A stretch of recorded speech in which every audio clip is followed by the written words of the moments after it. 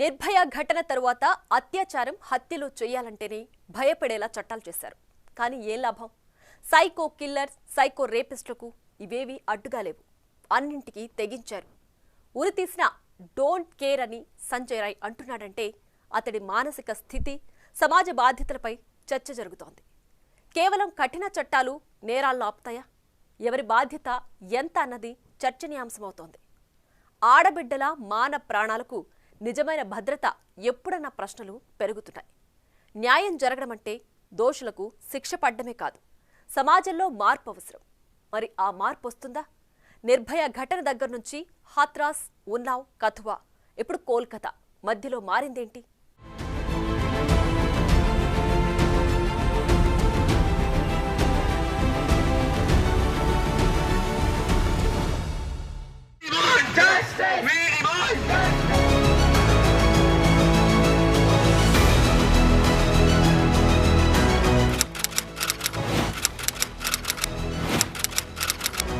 Nirbhaya paramedical student. ఆమె స్నేహితుడు ఇద్దరు రాత్రి ఇంటికెళ్లేందుకు ఓ ప్రైవేటు బస్సు ఎక్కారు. ఆ బస్సులో ఉన్నది 6 మాత్రమే. ఇద్దరు ఎక్కగానే ఒక్కసారిగా బస్సు విండో కర్టెన్లు, డోరు మూసేశారు.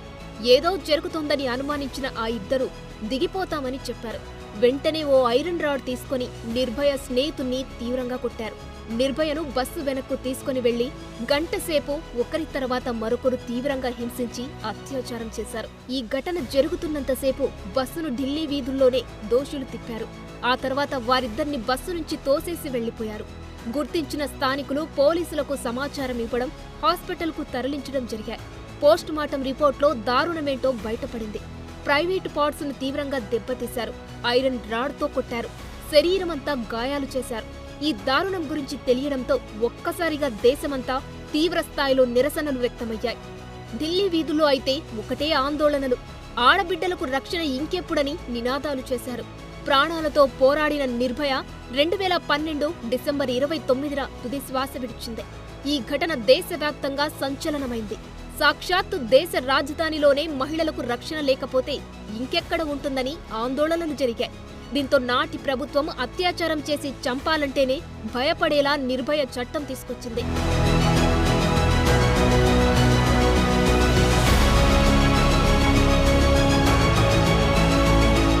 మళ్లీ ఇప్పుడు కోల్కతాలో వైద్య విద్యార్థినిపై అదే తరహాలో అమానుషం జరిగింది. కఠిన చట్టాలు వచ్చినా సైకో రేపిస్టుల్లో మార్పు రాకపోవడంపై ఆందోళనలు పెరుగుతున్నాయి. దారుణం జరిగింది, మరి వెంటనే పకడ్బందీగా దర్యాప్తు జరగడం, ఈ ఘటనలో పాల్గొన్న వారిని సాక్ష్యాధారాలతో పట్టుకోవడం, శిక్ష పడేలా చేయడం, ఇవన్నీ తక్షణమే బాధిత కుటుంబానికి జరగాల్సిన న్యాయం. కానీ కోల్కతా ఆర్జీకర్ హాస్పిటల్లో మాత్రం జరిగింది వేరు అంటున్నారు. బెంగాల్ సీఎం మమతా బెనర్జీ పోలీసులకు 6 రోజుల టైం ఇచ్చారు. లేదంటే కేసు సీబీఐకి రిఫర్ చేస్తామన్నారు. కానీ కోల్కతా హైకోర్టు జోక్యం చేసుకుని కేసును సీబీఐకి బదిలీ చేయాలని ఆదేశించింది. దర్యాప్తులో పురోగతి లేదని, సాక్ష్యాలను ధ్వంసం చేసే అవకాశముందని హైకోర్టు ధర్మాసనం అభిప్రాయపడింది. హాస్పిటల్లో పరిస్థితులపైన, అక్కడి లోపాలపైన హైకోర్టు కీలక కామెంట్స్ చేసింది.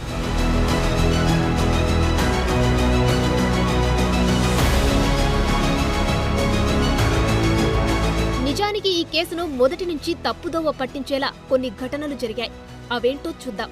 ఆగస్టు 9న ఉదయం 6 గంటలకు చనిపోయి కనిపించింది వైద్య విద్యార్థిని. అంటే ఆగస్టు 8న ఆర్జికర్ హాస్పిటల్లో నైట్ డ్యూటీ చేసేందుకు వచ్చింది. అదే రోజు రాత్రి 11:30 గంటల సమయంలో తన తల్లిదండ్రులతో ఫోన్లో మాట్లాడింది. రోజువారీలాగే మాట్లాడింది. ఏదైనా సమస్య ఉన్నట్లుగాని, బాధలో ఉన్నట్లుగాని ఏమీ చెప్పలేదని పేరెంట్స్ అంటున్నారు. ఆగస్టు 9న ఉదయం 11 గంటలకు కుమార్తె అనారోగ్యంగా ఉన్నట్లు హాస్పిటల్ అసిస్టెంట్ సూపరింటెండెంట్ సమాచారం ఇచ్చారని తల్లిదండ్రులు చెబుతున్నారు. ఆ తర్వాత మరో అరగంటకు అదే అసిస్టెంట్ సూపరింటెండెంట్ తమ కుమార్తె హాస్పిటల్లోనే సూసైడ్ చేసుకుందని చెప్పారన్నారు. సో తమకు రాత్రి మాట్లాడినప్పుడు ఏమీ చెప్పని తమ కూతురు ఆత్మహత్య చేసుకుందని ఎలా చెబుతారని పేరెంట్స్ ప్రశ్నిస్తున్నారు. అంతేకాదు, శరీరం కింది భాగంలో డ్రెస్ లేనట్లు గుర్తించారు. ఇందులో ఒకరి కంటే ఎక్కువ మంది ఉంటారని విద్యార్థిని తల్లిదండ్రులు అనుమానాలు వ్యక్తం చేస్తున్నారు.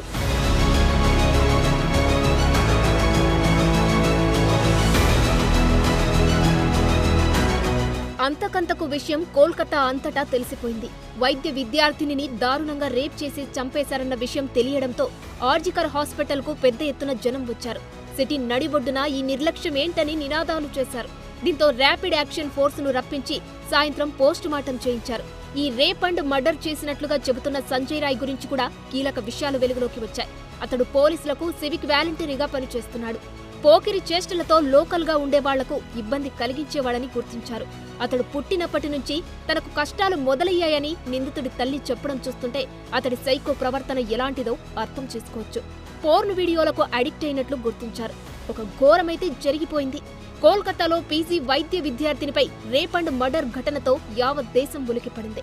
బాధితురాలికి న్యాయం చేయడానికి బదులు నిందితుడిని రక్షించే ప్రయత్నాలు జరిగాయా అన్న డౌట్లు పెరుగుతున్నాయి. రోజు పెద్ద సంఖ్యలో రోగులు వచ్చే హాస్పిటల్లో సరిగ్గా సీసీ కెమెరాలు కూడా లేకపోవడం ఏంటన్న ప్రశ్నలను తెరపైకి తెచ్చాయి. సరైన సంఖ్యలో సెక్యూరిటీ లేకపోవడం కూడా అనుమానాలను పెంచుతున్నాయి. ప్రభుత్వ ఆసుపత్రుల్లో నిర్లక్ష్యాన్ని ఈ ఘటన గుర్తు చేస్తుంది.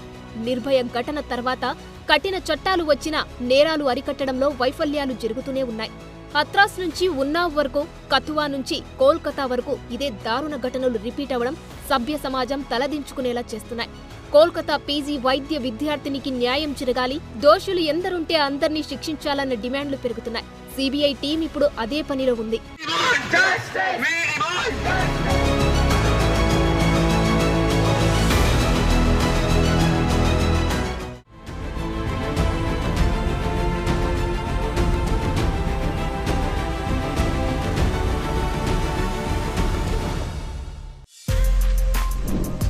For more videos like this, subscribe Big TV channel.